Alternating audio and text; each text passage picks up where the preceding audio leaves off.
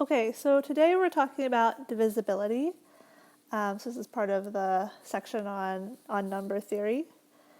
And the relevant readings are Logic and Proof, chapter 19, sections 1 and 2, and the Fundamentals of Higher Math, section 4. And again, I really recommend that you guys actually, well, you're supposed to read all this stuff before you listen to this lecture, but in particular, the Fundamentals of Higher Math, I think, will be particularly useful now with these more tricky subjects. Okay, so the first thing to know about divisibility, so this is all about integers and natural numbers and when they divide each other and stuff like that. So we first are going to talk about the quotient remainder theorem, which you have been taking for granted for many years since elementary school, I would assume. This just says that basically you can divide any two integers.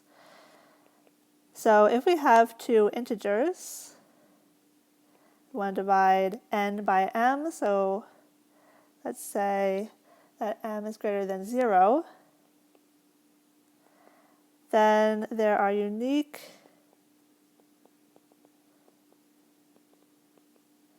integers q and r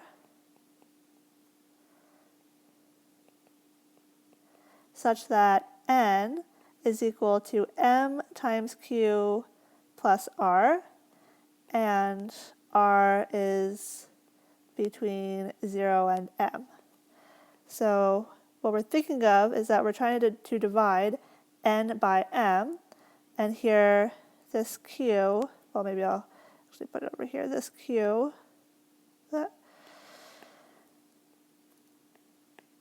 this q here, that's the same one that appears over there, is the quotient, and the r is the remainder. So when we try to divide n by m, we're getting this quotient q, so that n equals m times q plus this little remainder. So of course we want r to be between 0 and m. Okay, so that just says that given any two integers, you can divide one by the other in the sense that you get a remainder. Okay, now here's a definition that we've been using all throughout the course for examples, but now we're really going to use this as our main subject matter in this section. So if we have two integers, m and n,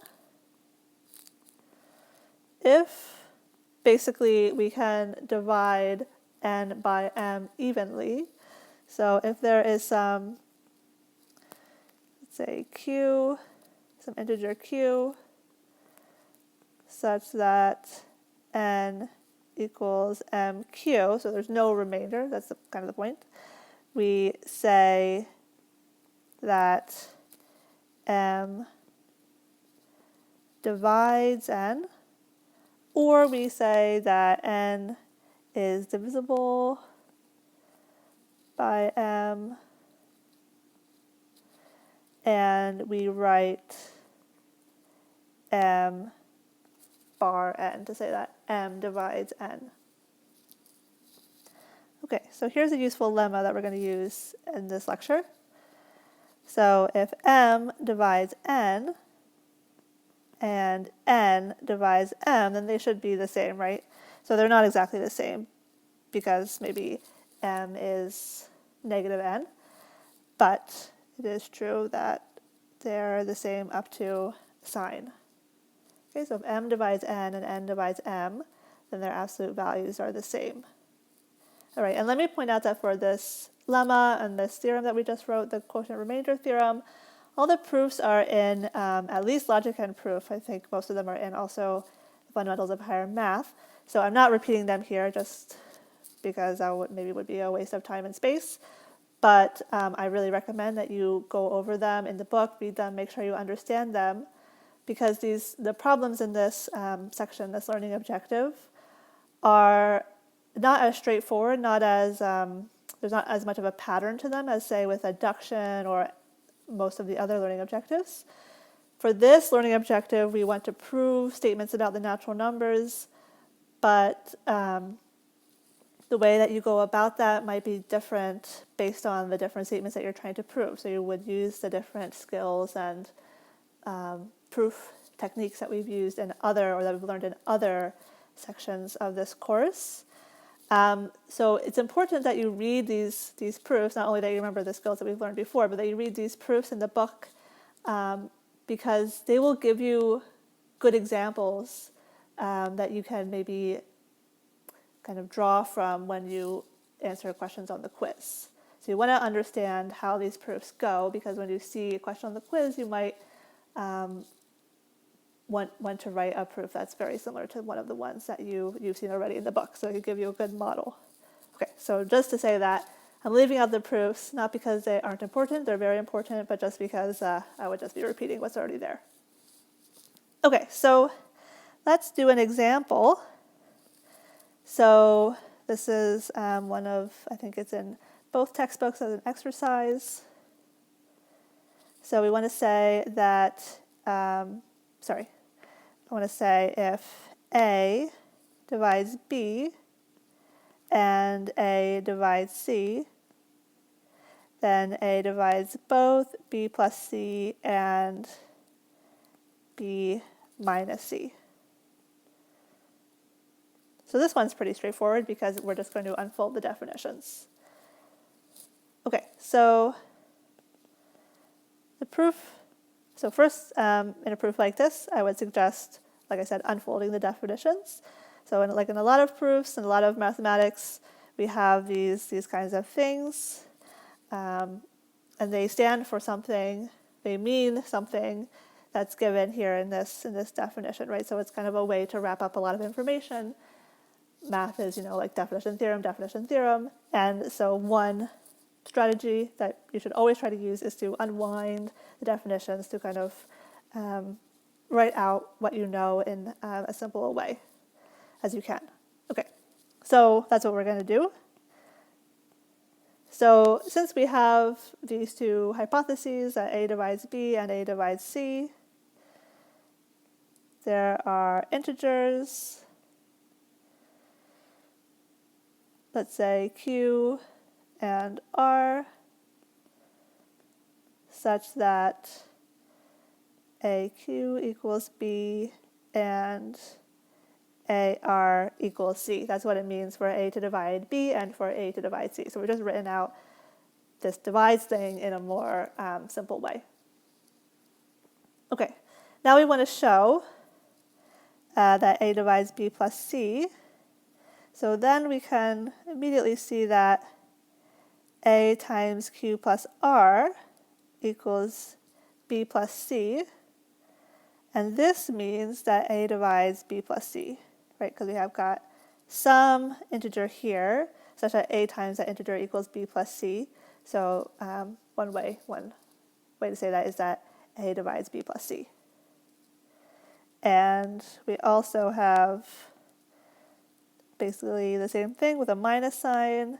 A times Q minus R equals B minus C. And this means that A divides B minus C.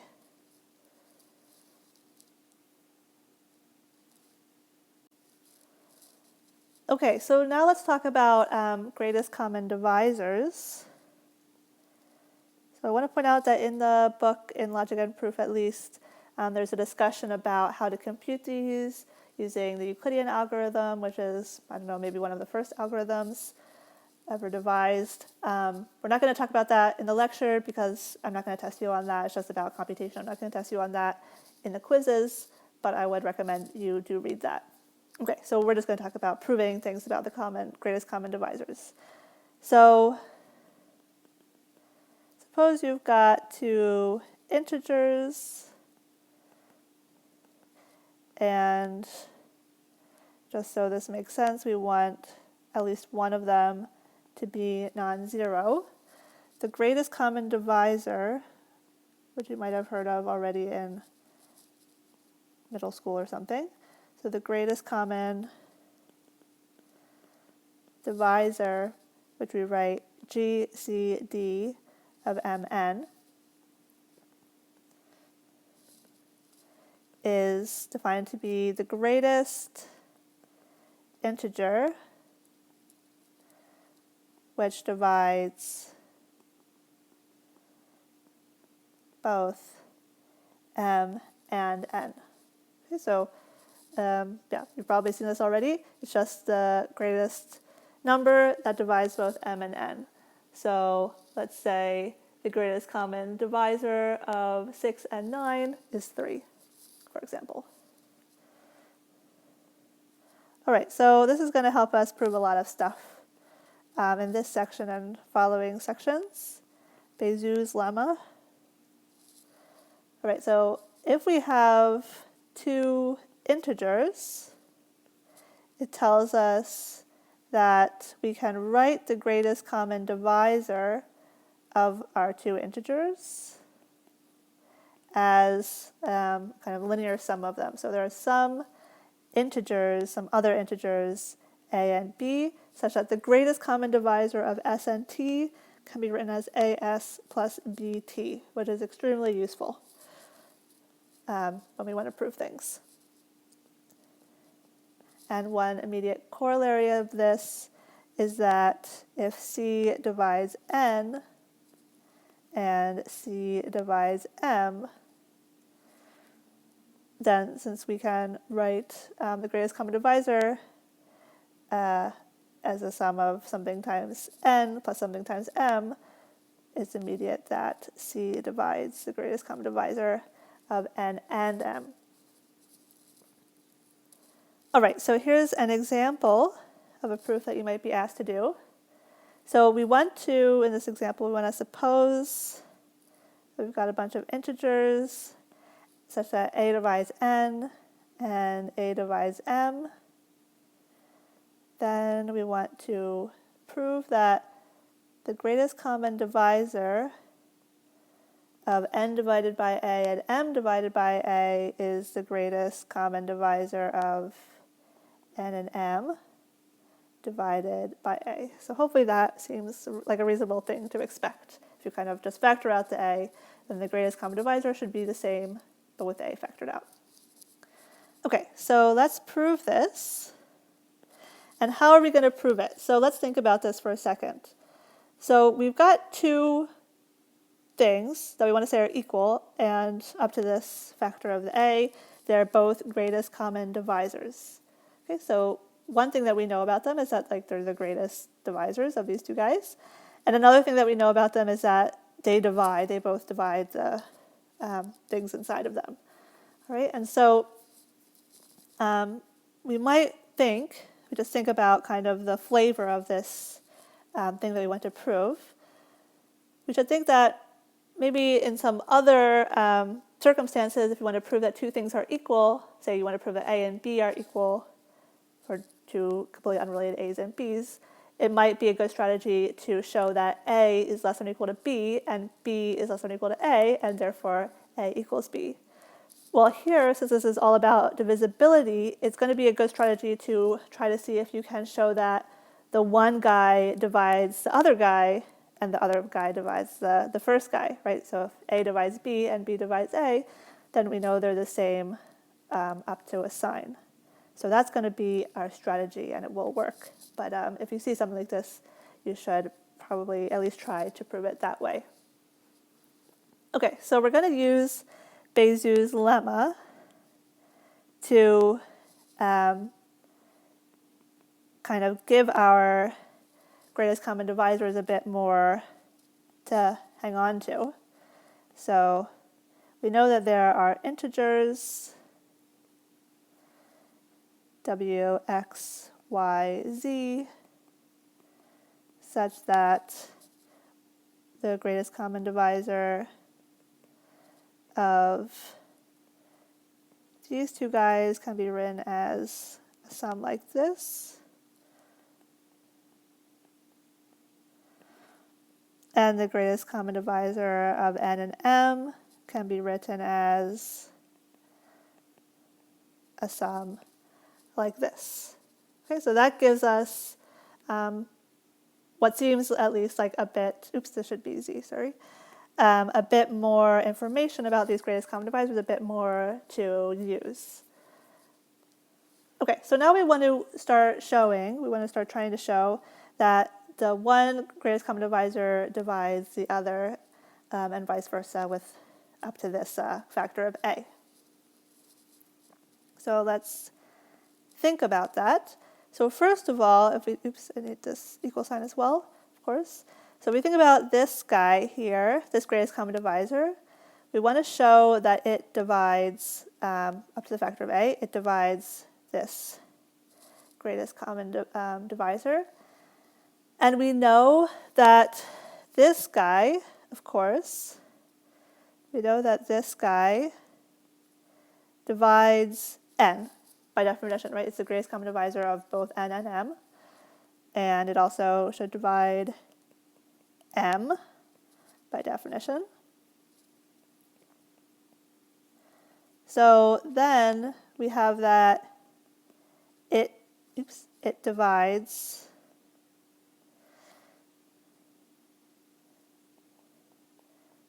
this expression up to that factor of a. And so in particular, if we divide, well, sorry, I should give a reference for this. We haven't quite proven this yet. We won't prove it in this lecture. But the fact that greatest common divisor divides n and m, or that anything divides n and m, implies that therefore it divides wn and plus xm, follows from number 1 of the section Logic and Proof 19.6. So we did do just a little bit of that in the example before, but the full thing is found there. So if we divide this whole thing by a, we find that, let me put it on another line, we find that this guy divides wn over a plus x m over a, and this was our description of the greatest common divisor of n over a and m over a. So now we have a divisibility relation that one of these greatest common divisors divides the other one up to this factor of a. Okay, and now we want to show, hopefully, the other way around. So again, since the greatest common divisor of n over a and m over a divides n over a by definition, and it also divides the other guy, m over a,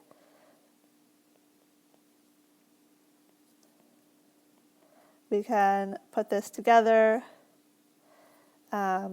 using number 1. Again, this exercise number 1. We have that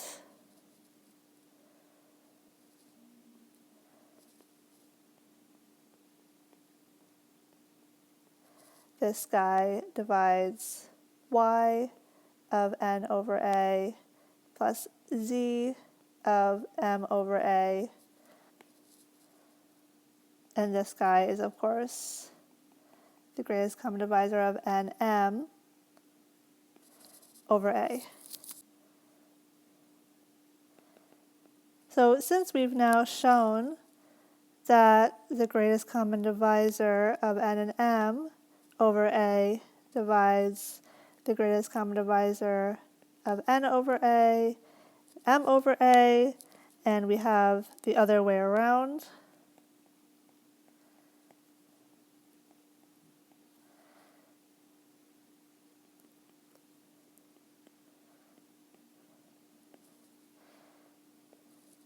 We find that these two guys must be the same up to a sign, but since they're both the greatest common divisor of something, they have to be positive, right? Because if -5 is the greatest common divisor of two guys, or sorry, if negative 5 is a divisor of two guys, then 5 is also a divisor, right? So if any guy x is a divisor of some guy, then negative x is also a divisor. So if we're looking at all the divisors of one guy, then the greatest one will, of course, be positive. So these guys will actually be the same because they're both positive. Right, and that's it for the proof.